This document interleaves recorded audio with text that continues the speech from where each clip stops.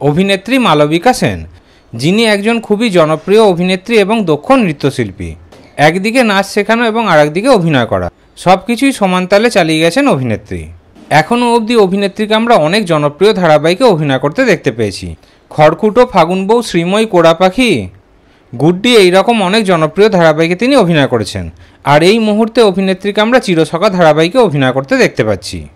এই অভিনেত্রীর বাস্তব জীবনটা কিন্তু খুবই কষ্টের। খুবই অল্প বয়সে স্বামীকে হারিয়েছেন অভিনেত্রী।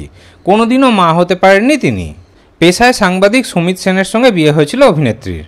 তাদের বিবাহিত জীবন খুবই সুখের ছিল, কিন্তু 10 বছর হয়ে গেল তার স্বামী আর পৃথিবীতে নেই। এদিকে তাদের কোনো সন্তানও ছিল না। তাই স্বামী চলে যাওয়ার পর খুবই একা হয়ে পড়েছিলেন অভিনেত্রী। তার জীবনটা খুবই কষ্টে কাটছিল, কিন্তু তারপর তিনি নিজের মা বাবাকে নিজের কাছে এনে রাখেন। মা ডাকটা শোনেননি কোনোদিনও অভিনেত্রী, তবে অভিনয় করতে এসে মাতৃত্বে স্বাদ পেয়েছেন তিনি। কখনো খড়কুটো ধারাবাহিকে গুনগুনের মা, কখনো এক্কা দোক্কা ধারাবাহিকে রাধিকা অঙ্কিতার মা। এছাড়া নাচের ক্লাসের ছেলেমেয়েরাও তার সন্তানের মতনই।